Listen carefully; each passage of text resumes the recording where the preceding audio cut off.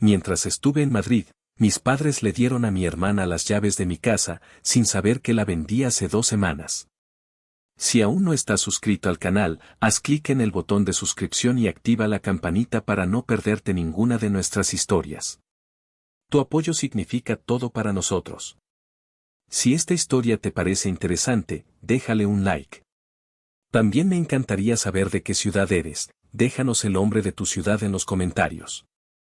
Ahora, empecemos con la historia. La pantalla de mi laptop iluminaba mi rostro con una luz fría y corporativa, un marcado contraste con la cálida noche madrileña que se desplegaba tras la ventana de mi habitación de hotel. Llevaba una sonrisa profesional, una máscara que había perfeccionado durante años de reuniones y videoconferencias. Del otro lado, a 9.000 kilómetros de distancia, estaban mis padres, Ramiro y Elodia, y mi hermana menor, Jimena. Sus rostros pixelados llenaban el monitor, transmitiendo en directo desde la sala de la casa donde crecí en la Ciudad de México. Todo va de maravilla por acá, les dije, manteniendo un tono ligero. El proyecto avanza según lo planeado. Madrid es increíble. Mi madre, Elodia, asintió, su propia sonrisa era un poco demasiado brillante, un poco demasiado dulce. Era la sonrisa que usaba cuando estaba a punto de pedir algo, o peor, de anunciar algo que ya había decidido por mí. Qué bueno, mija. Nos da tanto gusto que te vaya bien, dijo, y luego, sin pausa alguna, su voz adquirió ese tono meloso que yo conocía tan bien. Oye, aprovechando que estamos todos, tu hermana Jimena tiene una noticia que darte. Jimena, que hasta ese momento había estado jugueteando con su teléfono, se inclinó hacia la cámara, sus ojos brillando con un entusiasmo infantil que no correspondía a sus 26 años. Levantó la mano y agitó un objeto metálico que tintineó contra el micrófono de su computadora. Un juego de llaves. Mis llaves. Y mira, hermanita, exclamó, su voz aguda por la emoción. Mis papás dicen que ya me puedo mudar a tu departamento. Por fin. Vamos a ser vecinas. Mi padre, Ramiro, carraspeó, un sonido gutural que siempre precedía a una de sus declaraciones irrevocables. Era lo más lógico, Itzel. La situación de Jimena era insostenible. Mi madre añadió el golpe de gracia, sus palabras eran puro veneno envuelto en algodón de azúcar, ella necesita tu apoyo en estos momentos. La familia se apoya, ¿verdad? El mundo pareció detenerse. El murmullo del tráfico madrileño se desvaneció. El aire en mi habitación se sintió denso, pesado. Mantuve la sonrisa pegada a mi cara, un acto de voluntad sobrehumana. Contuve la respiración por 1 segundo, 2 segundos. Y entonces, dejé que el aire saliera en una exhalación controlada. Qué curioso, dije, y mi voz sonó extrañamente calmada, casi distante.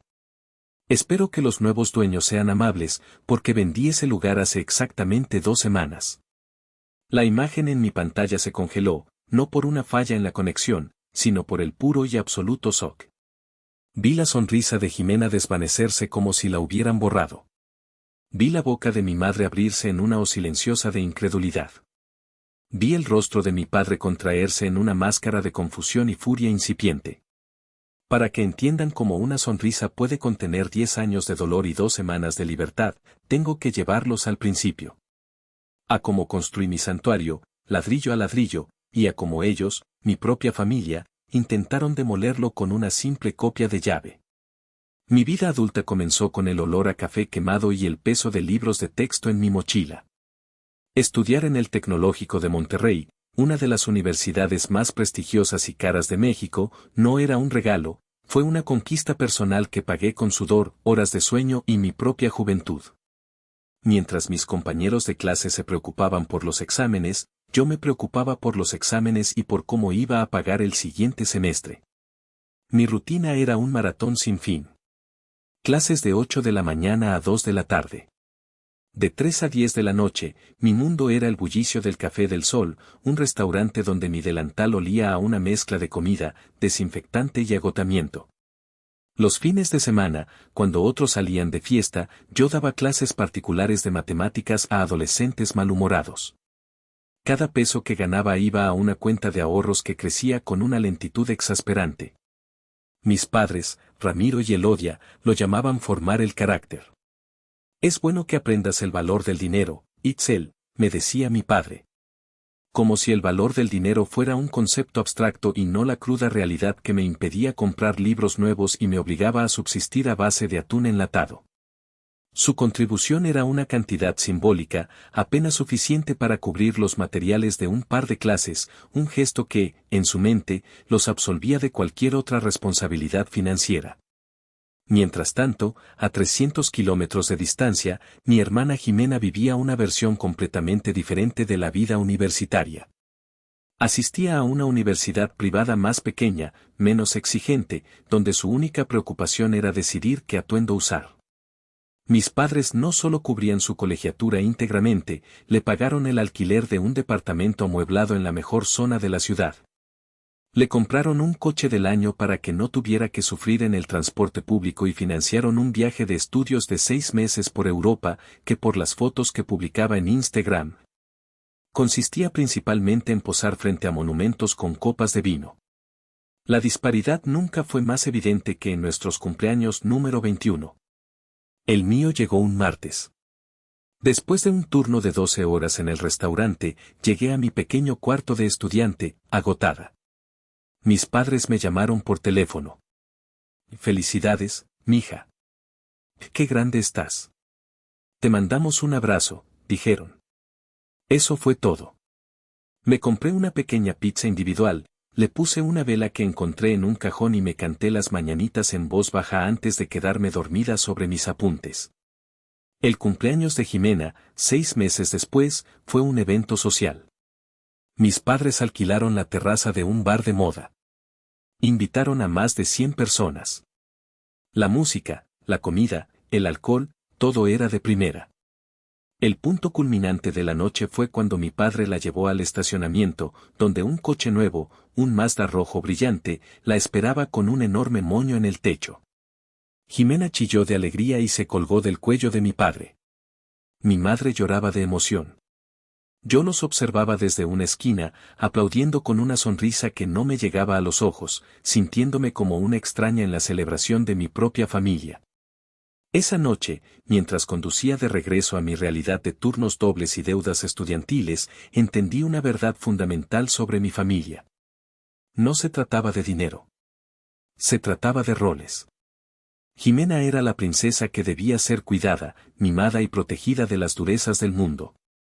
Yo era la mula de carga, la fuerte, la independiente, la que podía con todo. Mi capacidad no era vista como un logro, sino como una excusa para abandonarme a mi suerte.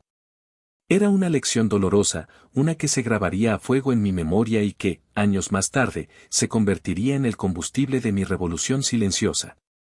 Después de la universidad, el abismo entre la vida de Jimena y la mía no hizo más que ensancharse. Yo entré al mundo corporativo de la tecnología con la misma determinación implacable que me había sacado adelante en mis estudios. Empecé como analista junior en una empresa de software, un puesto modesto con un sueldo que apenas me permitía alquilar un pequeño estudio en una zona alejada de la ciudad. Pero estaba dentro. Era mi oportunidad. Mi carrera se convirtió en mi obsesión. Fui la primera en llegar a la oficina y la última en irse. Me ofrecía como voluntaria para los proyectos que nadie quería, los más difíciles, los más tediosos. Aprendí a programar en mis fines de semana, tomé cursos en línea sobre gestión de proyectos, leí todos los libros de liderazgo que caían en mis manos. Mi ascenso no fue meteórico, fue una escalada lenta y agotadora, ganada a pulso. Cada aumento de sueldo, cada ascenso, era una medalla que me colgaba en privado, una prueba para mí misma de que mi sacrificio estaba valiendo la pena. Pasé de analista a líder de equipo, luego a gerente de proyectos, y finalmente a gerente senior, manejando cuentas internacionales que me exigían viajar constantemente.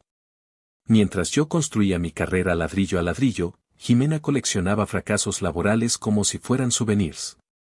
Su currículum era un mosaico de intentos fallidos y renuncias dramáticas. Duró 3 meses como barista en una cafetería de moda antes de renunciar porque levantarse temprano mataba su creatividad. Consiguió un puesto administrativo en una pequeña empresa, pero lo dejó a las 6 semanas porque su jefe no apreciaba su visión innovadora y la obligaba a hacer trabajo de robot. Intentó ser agente de bienes raíces, pero se rindió después de 4 meses sin cerrar una sola venta, quejándose de que el mercado estaba muy competido. Y después de cada fracaso, ahí estaban mis padres, su red de seguridad incondicional. Cuando renunciaba, ellos pagaban su alquiler. Cuando decía que su coche necesitaba reparaciones costosas, ellos cubrían la factura. Una vez, incluso le financiaron un retiro de bienestar de un mes en Tulum porque, según ella, la búsqueda de empleo le había causado un bloqueo espiritual. Lo más irónico era que, durante nuestras cenas familiares dominicales, mis padres me miraban con orgullo y decían, «Estamos tan contentos de que seas tan independiente, Itzel. Nunca nos has dado un solo problema». No entendían, o no querían entender, que mi independencia no era una elección, sino una necesidad impuesta. Mi no dar problemas era el resultado de haber aprendido desde muy pequeña que mis problemas no le importaban a nadie. Yo sonreía y asentía, jugando mi papel de la hija exitosa y autosuficiente. Escuchaba las interminables historias sobre el último drama de Jimena, sobre cómo el mundo era injusto con ella, sobre sus grandiosos planes para el futuro que nunca se materializaban. Ayudaba a levantar la mesa mientras mi madre se preocupaba en voz alta por si Jimena estaba comiendo bien o si se sentía triste. Cada cumplido que recibía por mi fortaleza se sentía como una bofetada. No veían las noches de insomnio, la ansiedad antes de una presentación importante, la soledad de una vida dedicada casi por completo al trabajo. Solo veían el resultado final, la hija que no necesitaba nada. Y eso, para ellos, era increíblemente conveniente. La idea de comprar mi propio departamento nació como un sueño lejano y se convirtió en una obsesión que consumió cada fibra de mi ser durante 5 años. No era solo un plan financiero, era mi plan de escape. Era la materialización de mi independencia, un lugar en el mundo que sería innegablemente mío, un territorio donde las reglas, por primera vez en mi vida, las pondría yo. Para lograrlo, me sometí a un régimen de austeridad que habría hecho palidecer a un monje. Mi vida social se redujo a cero. Mientras mis colegas hablaban de sus vacaciones en la playa o sus escapadas de fin de semana, yo calculaba mentalmente cuánto podría ahorrar si comía arroz y frijoles durante una semana más. Me convertí en una experta en encontrar descuentos, en cocinar grandes cantidades de comida para congelar y en decir no, gracias, tengo otros planes cuando me invitaban a salir. Mis otros planes eran siempre los mismos, trabajar. Acepté proyectos freelance que me robaban las noches y los fines de semana. Traduje documentos técnicos, diseñé pequeñas páginas web, cualquier cosa que añadiera unos cuantos pesos más a la cuenta de ahorros que había bautizado Santuario. Esa cuenta era mi secreto mejor guardado. Nadie, ni siquiera mis padres, sabía de su existencia. Cuando me preguntaban por mi vida, les daba respuestas vagas. Sabían que me iba bien en el trabajo, pero no tenían idea de la magnitud de mis ingresos ni de la disciplina espartana con la que vivía. Para ellos, yo seguía siendo la chica trabajadora que vivía en un modesto estudio de alquiler. Finalmente, después de 5 años de sacrificios que me dejaron con ojeras permanentes y un armario lleno de ropa anticuada, lo logré. Tenía suficiente para el enganche de un departamento en la colonia Roma, una de las zonas más vibrantes y cotizadas de la Ciudad de México. El día que firmé las escrituras ante el notario, sentí que mis manos temblaban. No era nerviosismo, era la liberación de un peso que había cargado durante años. Salí de la notaría y me senté en una banca del parque cercano, con los documentos en mi regazo, y lloré. Lloré por la joven que había trabajado hasta el agotamiento, por las fiestas a las que no había ido, por la soledad, pero sobre todo, lloré de puro y abrumador alivio. El departamento era perfecto. 800 metros cuadrados de potencial, con pisos de madera, techos altos y un balcón que daba a una calle arbolada. No tenía dinero para amueblarlo de inmediato, así que durante los primeros meses dormí en un colchón inflable y usé cajas de cartón como mesas. Pero no me importaba. Cada noche, me sentaba en el suelo, apoyada contra la pared desnuda, y respiraba el olor a pintura fresca y a futuro. Poco a poco, mi santuario fue tomando forma. Cada mueble, cada cuadro, cada planta, fue elegido con un cuidado meticuloso y pagado con el sudor de mi frente. El sofá gris fue el resultado de 3 meses de proyectos freelance nocturnos. La mesa del comedor la encontré en un mercado de pulgas y la restauré yo misma durante varios fines de semana. Las paredes las pinté de un blanco luminoso que hacía que el espacio se sintiera aún más grande y lleno de luz. Mi obsesión por el orden y la limpieza se agudizó. Todo tenía un lugar específico. Los libros en mi estantería estaban organizados por género y alfabéticamente. Las especias en mi cocina estaban etiquetadas y alineadas. No era solo una cuestión de estética, era una necesidad psicológica. En un mundo donde mis límites emocionales habían sido constantemente ignorados y violados, el orden físico de mi hogar era mi forma de ejercer control, de crear un perímetro de seguridad a mi alrededor. Este departamento no era solo un conjunto de ladrillos y cemento, era la armadura que había construido para proteger mi alma. Era la prueba tangible de que podía crear belleza y seguridad para mí misma, sin necesitar la aprobación ni la ayuda de nadie. Era mío. Y estaba decidida a protegerlo a toda costa. Una vez que me instalé, cometí un error estratégico, le di a mi madre una copia de mi llave.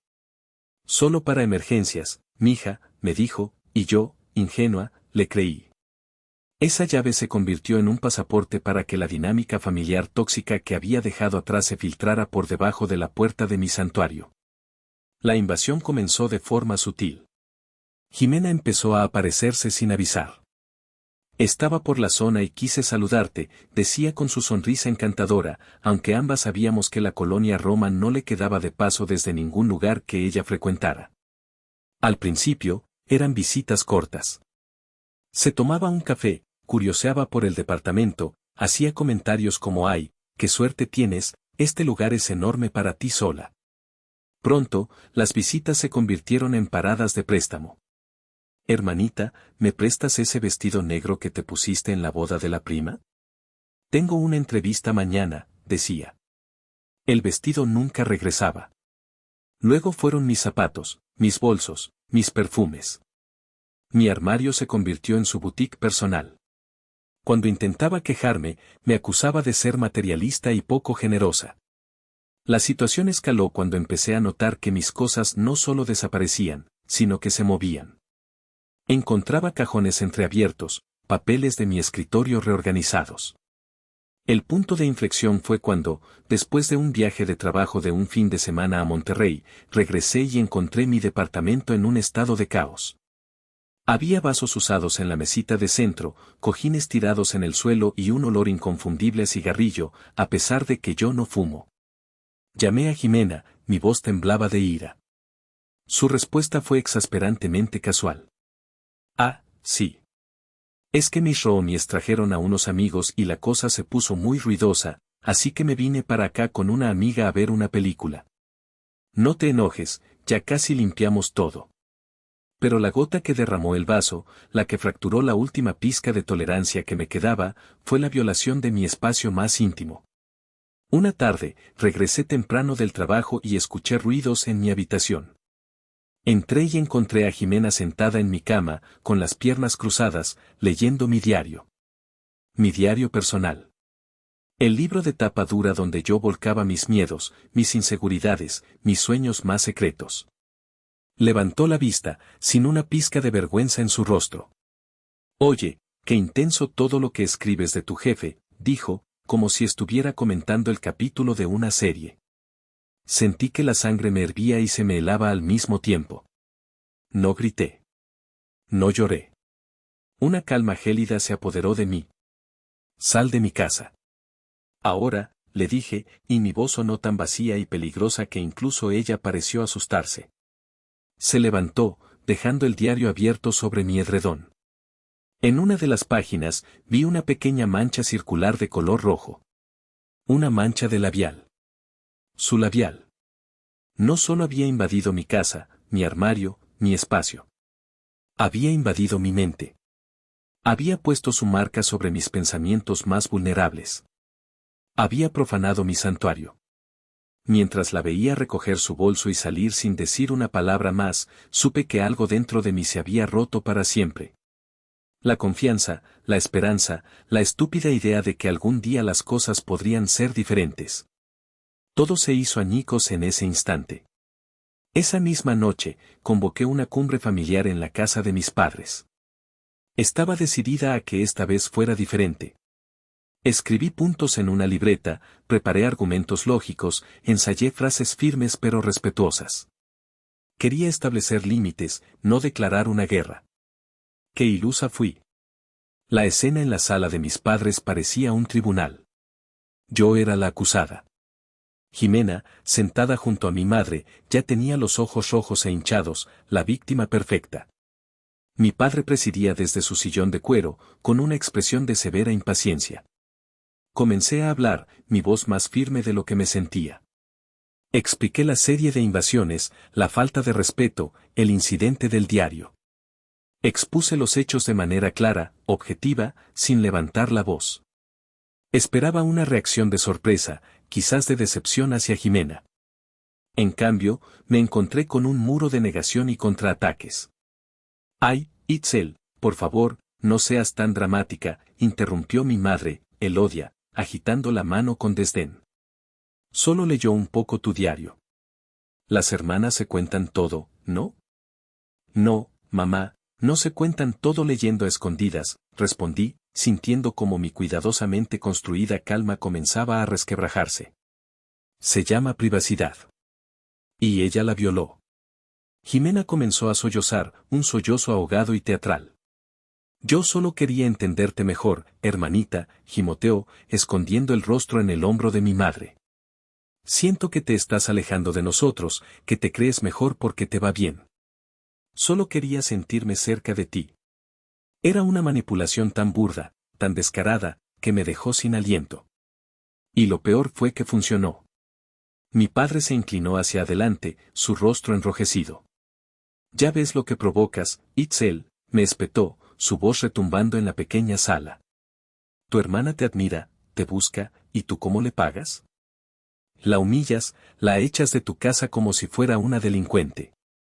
Ella actuó como una delincuente. Entró a mi casa sin permiso y revisó mis cosas personales, exclamé, mi voz finalmente subiendo de tono. Es tu hermana, por el amor de Dios. No una extraña, gritó mi padre, poniéndose de pie. En esta familia no hay secretos ni barreras, Itzel. Así nos criaron a nosotros. La familia es lo primero. Y es tu deber cuidarla, apoyarla. Deja de ser tan egoísta. Egoísta. Esa palabra. Su arma definitiva. La palabra que habían usado toda mi vida para doblegarme, para hacerme sentir culpable por querer algo para mí. Miré sus rostros, la furia justiciera de mi padre, la decepción lastimera de mi madre, el triunfo mal disimulado detrás de las lágrimas de mi hermana. Y en ese momento, en medio de esa sala que olía a los guisos de mi madre y a la autoridad de mi padre, lo entendí. No había nada que decir. No había argumento lógico que pudiera penetrar su realidad distorsionada. Para ellos, yo no era una persona con derechos y sentimientos. Era un recurso. Un servicio. Una red de seguridad para Jimena. Y mi santuario, mi departamento, no era mi hogar, era simplemente una extensión de ese servicio, una sucursal de la casa familiar que debía estar siempre disponible para las necesidades de la princesa. Me levanté de mi asiento, sintiendo un cansancio profundo, un cansancio de 32 años. Tienen razón, dije, y mi voz fue tan baja que tuvieron que guardar silencio para escucharme. No hay nada más que hablar. Salí de esa casa sabiendo que las reglas del juego habían cambiado. Ellos pensaban que habían ganado la batalla. No tenían idea de que yo, en silencio, acababa de declarar una guerra que ellos ni siquiera sabían que se estaba librando. Conducir de regreso a mi departamento esa noche fue como moverse a través de un espeso banco de niebla. Mi mente era un torbellino de rabia, dolor y una abrumadora sensación de derrota. La conversación con mi familia no solo había sido inútil, había sido una reafirmación brutal de mi inexistencia a sus ojos. Llegué a mi santuario profanado y por primera vez, no me sentí segura. Me sentí expuesta, vulnerable. En un impulso de desesperación, busqué en mi teléfono el número de mi tío Damián. Damián era el hermano menor de mi madre, la oveja exitosa de la familia. Un agente inmobiliario de renombre, con una cartera de clientes de élite y una reputación de ser implacable en los negocios. Siempre había sido amable conmigo, pero distante, manteniéndose al margen de los dramas familiares con una neutralidad calculada. No sabía por qué lo llamaba, quizás solo para escuchar una voz que no me juzgara. Contestó al segundo timo. Itzel, sobrina. ¡Qué sorpresa! ¿Todo bien? Y entonces, todo salió. Como el dique de una presa que finalmente cede. Le conté todo, mi voz quebrándose, las palabras tropezando unas con otras. Le conté lo del diario, la confrontación, la palabra egoísta resonando en mis oídos. Hablé sin parar durante 10 minutos, soltando años de frustración acumulada sobre el único pariente que sentía que podría entender, aunque fuera un poco. Cuando terminé, hubo un largo silencio al otro lado de la línea. Pensé que lo había incomodado, que me diría lo mismo de siempre, es tu familia, tienes que tener paciencia. Pero lo que dijo a continuación me dejó helada. Sobrina, su voz era baja, grave, con un filo que nunca antes le había escuchado. He estado esperando esta llamada por más de 10 años. Me quedé sin palabras. ¿Qué? He visto cómo te han tratado toda tu vida, Itzel. He visto el descarado favoritismo, la ceguera voluntaria de tu madre y la arrogancia de tu padre. Me he mordido la lengua en innumerables cenas familiares para no causar una guerra. Pero siempre supe que llegaría un día en que te cansarías de ser el tapete de todos. Hizo una pausa. Y creo que ese día ha llegado. Sentí un nudo en la garganta, pero esta vez no era de tristeza, sino de una extraña y poderosa validación. Alguien más lo veía. No estaba loca. No sé qué hacer, tío, susurré. Siento que no tengo salida. Siempre hay una salida, dijo con firmeza. Pero requiere agallas. Escúchame con atención. ¿Quieres seguir jugando su juego, esperando que un día mágicamente te respeten? ¿O quieres quemar el tablero de juego y construir el tuyo propio? Su pregunta resonó en el apartamento silencioso. Quemar el tablero. La idea era aterradora y, al mismo tiempo, increíblemente liberadora. Quiero quemarlo, respondí, y por primera vez en horas, mi voz no tembló. Bien, dijo Damián. Su tono se volvió práctico, el del agente inmobiliario cerrando un trato. Entonces vamos a vender tu departamento. Y lo haremos rápido, en silencio y por el mejor precio posible. Les vamos a quitar su arma principal.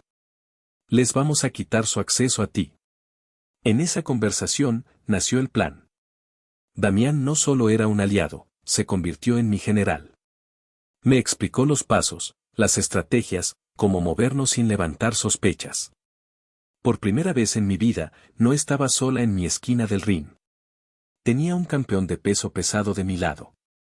Y juntos, íbamos a planear el contraataque más devastador que mi familia jamás vería venir. 2 semanas después de mi llamada con Damián, el universo me envió la coartada perfecta. Recibí un correo electrónico de la sede central de mi empresa en Madrid. Me ofrecían la oportunidad de liderar un proyecto piloto de alta prioridad durante 3 semanas en España. Era una gran oportunidad profesional, un reconocimiento a mi trabajo. Pero para mí, fue mucho más, fue una señal. Se lo comuniqué a mi familia como si fuera un viaje de trabajo más. Me voy a Madrid 3 semanas, les dije casualmente durante una llamada telefónica corta y superficial. Mi madre reaccionó con su habitual melodrama, tanto tiempo. Te vamos a extrañar. Mi padre solo gruñó un que te vaya bien. Ninguno de los dos sospechó nada.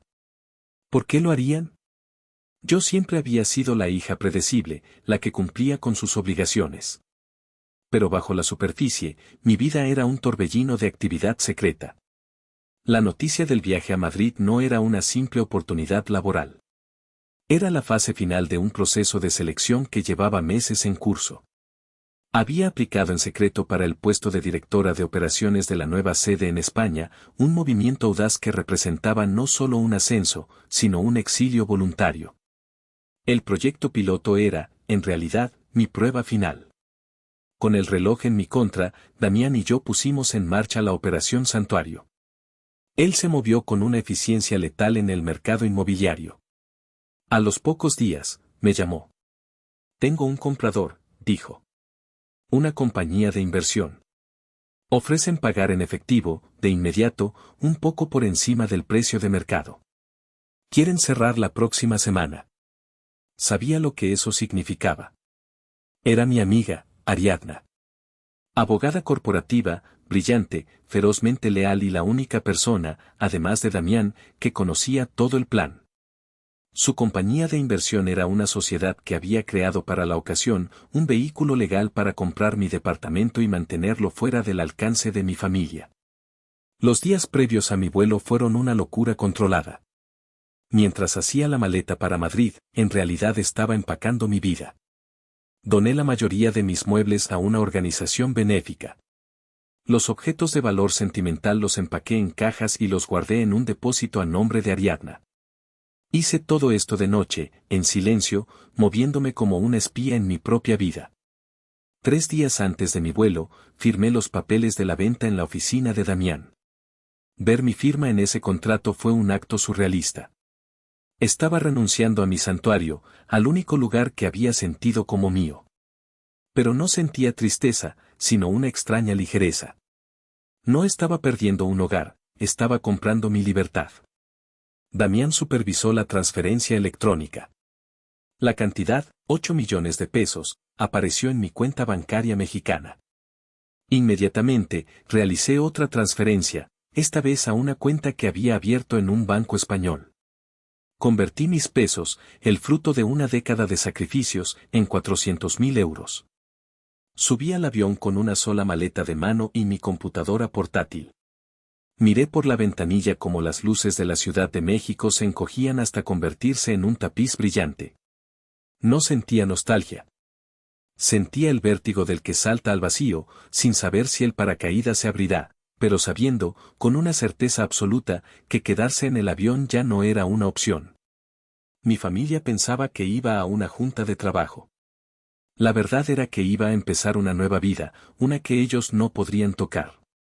Si están conectando con esta historia, si alguna vez se han sentido invisibles o poco valorados, les agradecería muchísimo que le dieran un me gusta a este video y se suscribieran al canal.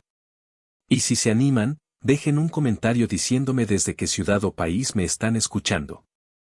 Cada comentario y cada suscripción ayudan a que estas historias lleguen a más personas que quizás necesiten escucharlas. De corazón, gracias por su apoyo. Ahora, sigamos con el desenlace. Ahora que conocen el trasfondo, volvamos a ese momento, a la llamada que lo cambió todo. Imaginen la escena.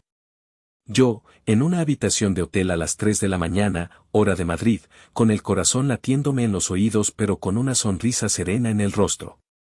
Ellos, en la comodidad de su sala, ejecutando el último acto de una obra que habían representado toda mi vida, el sacrificio de la hija mayor por el bienestar de la menor. Cuando Jimena agitó esas llaves, mis llaves, no fue solo un gesto. Fue la culminación de todo. Fue mi cumpleaños número 21 en solitario. Fueron los turnos dobles en la cafetería. Fueron los vestidos prestados y nunca devueltos. Fue mi diario profanado con su labial. Todo eso estaba contenido en el tintineo de esas llaves a través de los altavoces de mi computadora. Y mi respuesta, mi calma calculada, no fue un arrebato. Fue el resultado de semanas de planificación, de noches de insomnio, de conversaciones clandestinas con Damián y Ariadna. Fue el primer movimiento de una partida de ajedrez que yo había preparado en secreto, mientras ellos seguían jugando a las damas. Qué curioso, dije. Espero que los nuevos dueños sean amables, porque vendí ese lugar hace exactamente 2 semanas. El silencio que siguió no fue un simple silencio. Fue un vacío.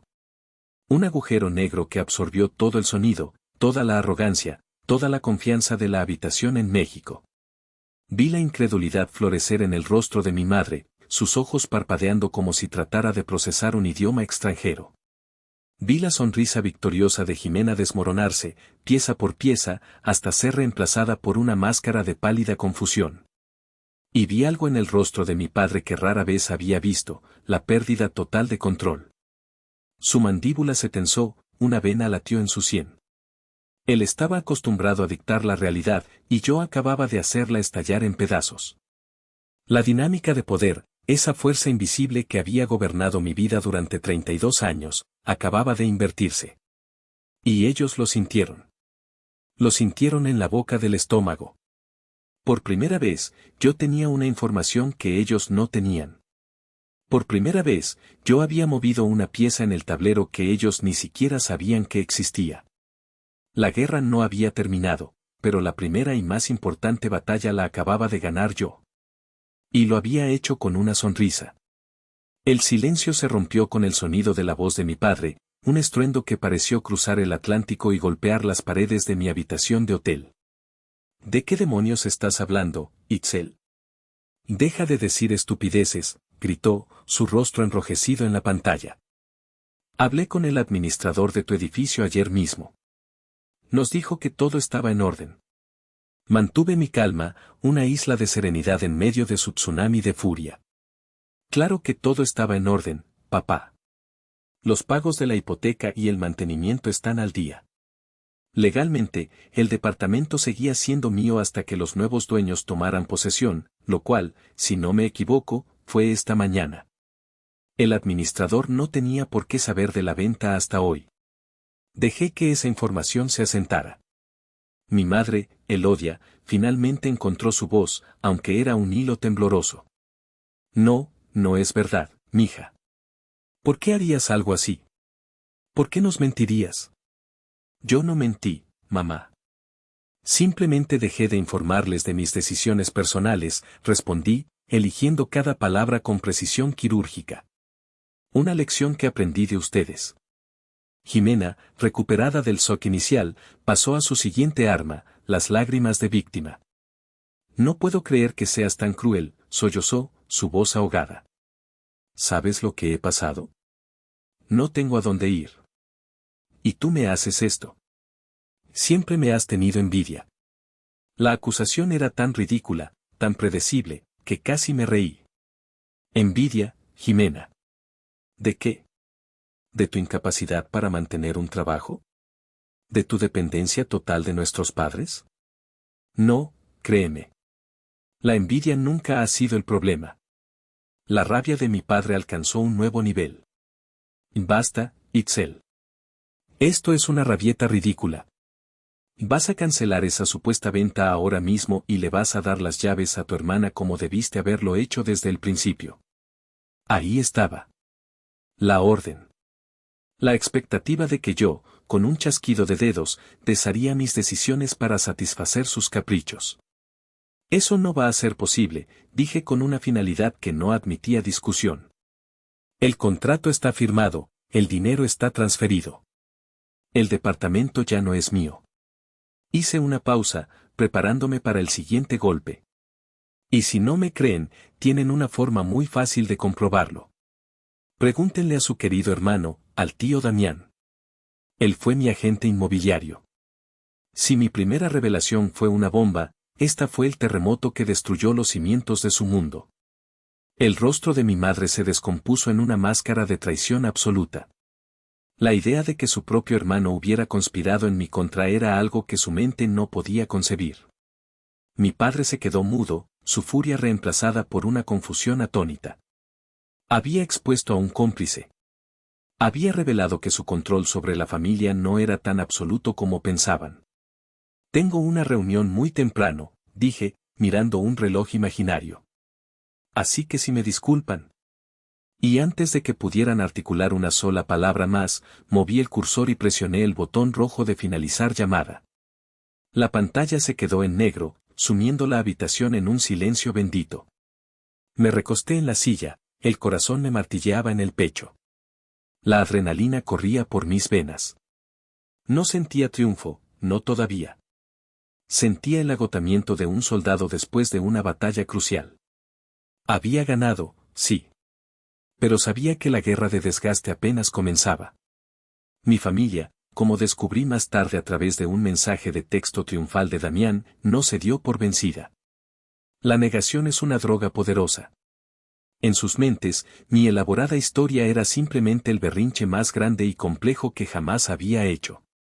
Estaban convencidos de que, si se presentaban en el departamento, la realidad se doblegaría a su voluntad.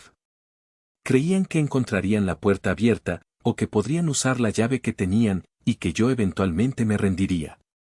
Así que, al día siguiente, ejecutaron su plan. Mi padre, Ramiro, tomó el día libre del trabajo. Mi madre, Elodia, preparó un tupper con el guisado favorito de Jimena, como si estuviera llevando a su hija a un campamento de verano. Y Jimena, con 2 maletas gigantescas llenas de sus pertenencias, llegó lista para tomar posesión de su nuevo reino. Llegaron al edificio, saludaron al portero, quien los conocía de visitas anteriores, y subieron en el elevador, un trío unido por una arrogancia inquebrantable. Se pararon frente a la puerta de madera oscura de mi, ahora antiguo, departamento. Jimena, con un gesto teatral, introdujo la llave en la cerradura. No giró. Lo intentó de nuevo, frustrada. Esta llave no funciona, se quejó, mirando a mi padre. Déjame a mí, dijo él, apartándola con un gesto de impaciencia. Forzó la llave, la movió, pero la cerradura, recién cambiada por orden de la nueva propietaria, no cedió.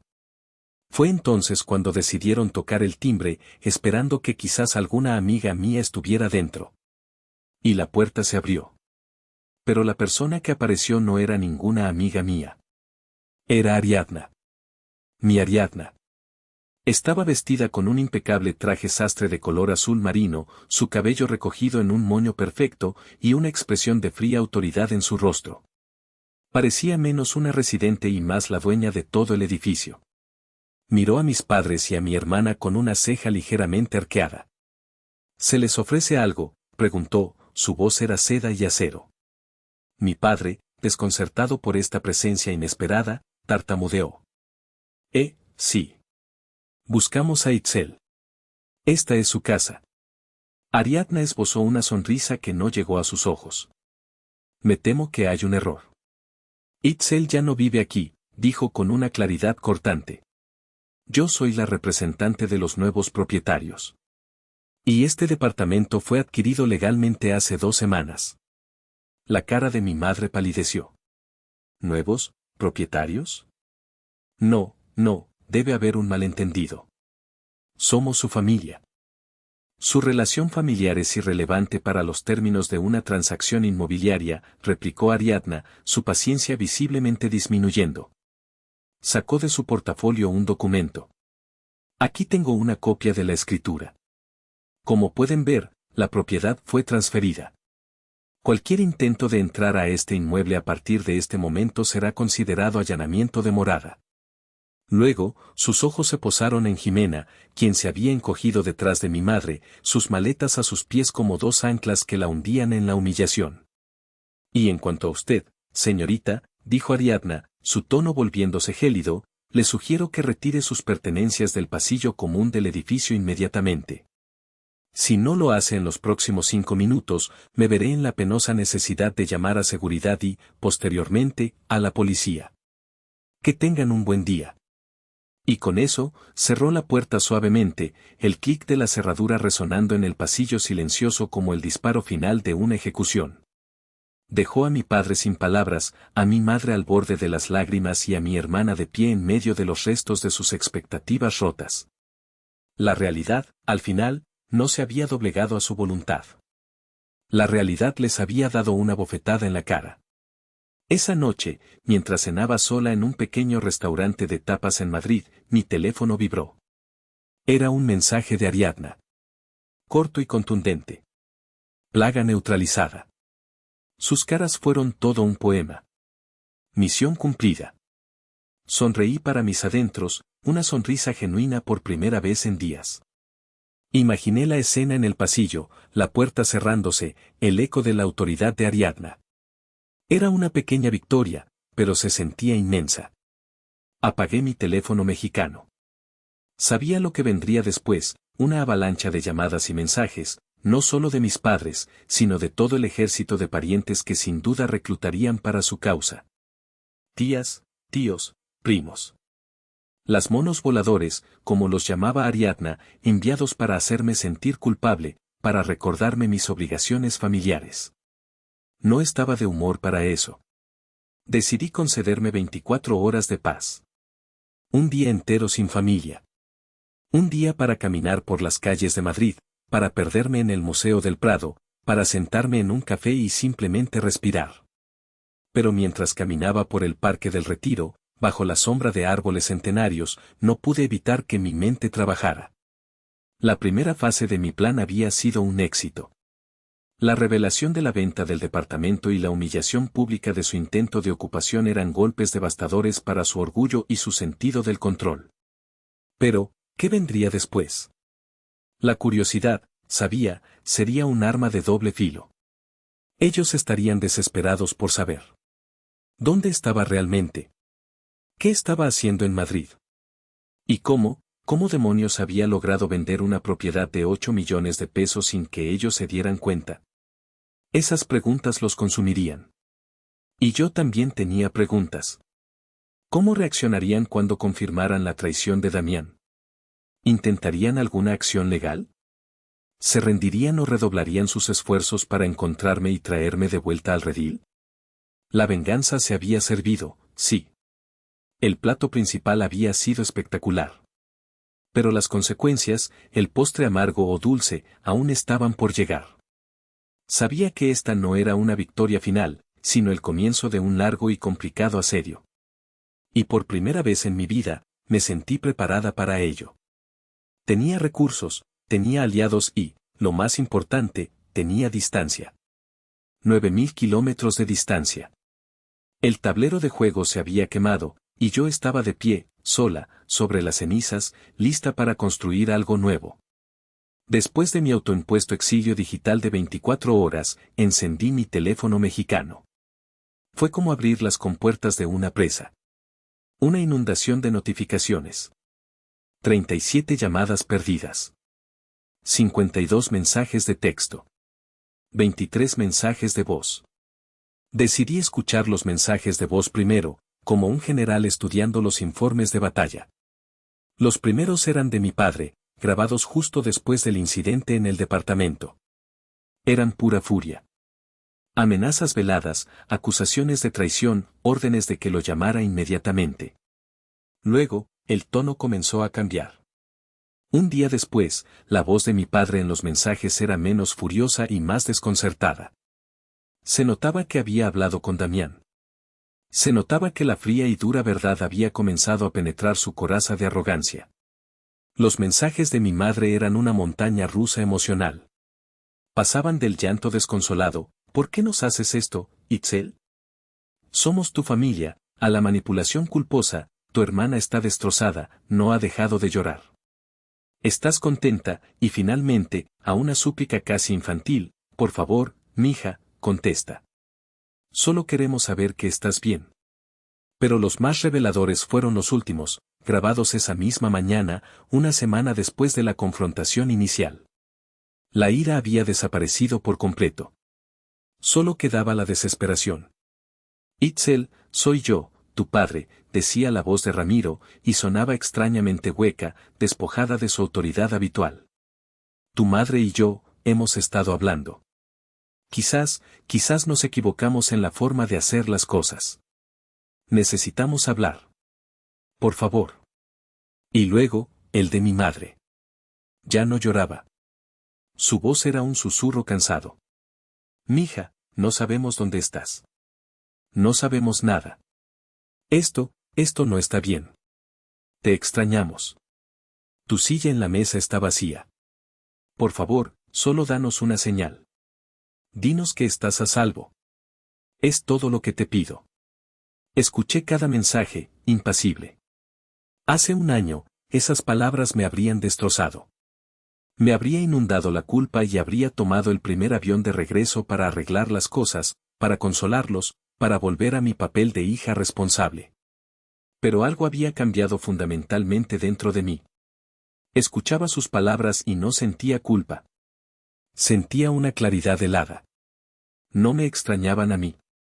Extrañaban la función que yo cumplía en el ecosistema familiar. Extrañaban a la solucionadora de problemas, a la red de seguridad, a la que mantenía el equilibrio a costa de su propia paz. Se habían dado cuenta de que, al intentar tomar mi santuario, no solo habían perdido un bien raíz, habían perdido su activo más valioso. Y ahora, estaban aterrados. El poder, de forma definitiva e irrefutable, había cambiado de manos. Decidí que era el momento. Les envié un corto mensaje de texto, videollamada en 1 hora. Estén los tres. No era una petición. Era una citación. 1 hora más tarde, sus rostros llenaron mi pantalla. Parecían demacrados, como si no hubieran dormido en una semana. Jimena tenía la mirada perdida, mi madre tenía los ojos hinchados y mi padre parecía haber envejecido 10 años. Esperaron en silencio a que yo hablara. La autoridad se había transferido completamente. Tomé una respiración profunda. Voy a ser muy clara, porque esta es la última conversación que tendremos sobre este tema por un largo, largo tiempo, comencé, mi voz tranquila pero con un peso inconfundible. Primero, quiero que sepan que estoy perfectamente bien. De hecho, nunca he estado mejor. La razón de mi viaje a Madrid no fue solo un proyecto. Fue una entrevista final. Me han ofrecido el puesto de directora de operaciones para la nueva sede en España. He aceptado.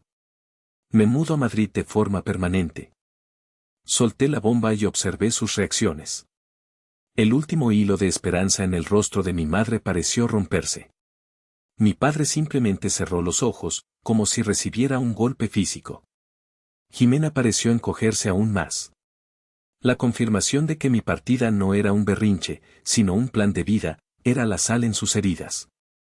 Segundo, continué sin piedad, cualquier relación que podamos tener en el futuro, si es que la hay, será bajo mis términos. Y mis términos son estos. Número 1, buscarán terapia familiar profesional. Los tres. Juntos. No para que yo vuelva, sino para que ustedes entiendan la dinámica tóxica que han perpetuado durante 30 años y el daño que ha causado. Necesitan que un profesional les explique conceptos como límites, hija dorada y chivo expiatorio. Número 2. Mis ojos se clavaron en Jimena a través de la pantalla. Te buscarás un trabajo real. Un trabajo con horario, con jefe y con responsabilidades. Y te mantendrás por ti misma. Pagarás tu propio alquiler, tu propia comida, tu propia ropa. Se acabaron los rescates financieros de mamá y papá, y ciertamente, se acabaron los míos. Tienes 26 años. Es hora de que crezcas. Y número 3, mi mirada se dirigió a mis padres. Nunca más volverán a tomar una decisión que me afecte, por pequeña que sea, sin consultarme primero. El respeto no es opcional.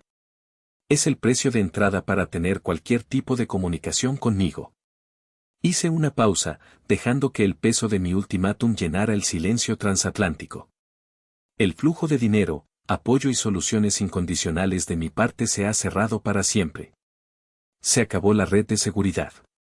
Si quieren tener una hija y una hermana en sus vidas, tendrán que aprender a tratarme como a una igual, no como a una herramienta o a un plan de retiro. Esas son mis condiciones. No son negociables. Mi padre abrió la boca para protestar, probablemente por puro instinto, pero mi madre le puso una mano en el brazo y negó con la cabeza, susurrando algo que no alcancé a oír. Por primera vez, vio la inutilidad de la discusión. Vio la resolución de acero en mis ojos. No estaba pidiendo permiso. Estaba dictando los términos de mi rendición. O más bien, de la suya. La elección es suya, concluí. Pueden empezar a trabajar para reconstruir la confianza o pueden aferrarse a su orgullo y perderme para siempre. Piénsenlo. Y, de nuevo, finalicé la llamada, dejando tras de mí los escombros de una familia que ya no existía y la incierta posibilidad de que una nueva, más sana, pudiera algún día crecer de entre las ruinas. Esa noche, después de la llamada, salí al balcón de mi nuevo piso de alquiler en el elegante barrio de Salamanca, en Madrid. La ciudad se extendía ante mí, un mar de luces y promesas. El aire era fresco, diferente al aire denso y cargado de la Ciudad de México. No sentí una explosión de alegría. No hubo fuegos artificiales. En cambio, sentí una profunda y tranquila sensación de paz. Una paz que me había costado todo. Me di cuenta de que, en cierto modo, había perdido a mi familia. La familia que conocía, con sus rituales, sus chistes internos y su familiaridad disfuncional, había dejado de existir. La había demolido yo misma, conscientemente. Y eso dolía. Un dolor sordo, como el de un miembro fantasma que a veces pica y a veces duele. Pero también me di cuenta de lo que había ganado. Me había ganado a mí misma. Había reclamado mi derecho a la felicidad, a la tranquilidad, a la autonomía. Había dejado de ser un personaje secundario en la historia de mi hermana para convertirme en la protagonista de la mía. Había cambiado un amor condicional y asfixiante por la oportunidad de un amor propio incondicional. El precio de la libertad había sido alto. Había requerido una crueldad que no sabía que poseía, una planificación meticulosa y el valor de volar por los aires el único mundo que había conocido. Pero mientras miraba las luces de Madrid, respirando el aire de mi nueva vida, supe, con una certeza que me recorrió hasta los huesos, que había valido la pena. Cada lágrima, cada sacrificio, cada palabra dura. Todo había valido la pena. Por esa paz. Por esa libertad. Por el simple y revolucionario acto de ponerme a mí misma en primer lugar. La reconstrucción es un proceso lento, a veces frustrante. Mis padres, sorprendentemente, empezaron a ir a terapia. Nuestras llamadas son esporádicas, torpes, llenas de silencios incómodos, pero hay un esfuerzo palpable, al menos de su parte, por entenderme. Jimena es un trabajo en progreso. Consiguió un trabajo de recepcionista, pero se queja constantemente de él. Aún vive con mis padres. Hace un mes, mi madre me escribió un mensaje. Decía, tu hermana por fin consiguió un trabajo en una tienda. Está muy emocionada. ¿Crees que podrías enviarle algo de dinero, solo un poquito, para ayudarla a empezar con el pie derecho? Leí el mensaje. Vi la vieja dinámica asomando la cabeza, el intento sutil de volver a ponerme el disfraz de salvadora. Vi la prueba de que los viejos hábitos son difíciles de erradicar. Y después de pensarlo mucho, después de sentir una punzada de la vieja culpa, simplemente archivé la conversación. Nunca respondí. Y ahora les pregunto a ustedes, a la gente que ha escuchado mi historia. ¿Hice mal? ¿Fui demasiado lejos? ¿Soy la mala por no responder? Déjenme saber qué hubieran hecho ustedes en los comentarios. Su perspectiva significa mucho para mí. Gracias por escuchar mi historia hasta el final. Si les ha gustado o se han sentido identificados, por favor, denle un me gusta. Compartan este video con alguien que necesite escucharlo y suscríbanse al canal para más relatos sobre la fuerza de poner límites y encontrar nuestro propio camino. Si están disfrutando de este relato, me darían una alegría muy grande si presionan el botón de hipear. Su apoyo significa muchísimo para mí y me anima a seguir buscando historias para ustedes. Muchas gracias de corazón.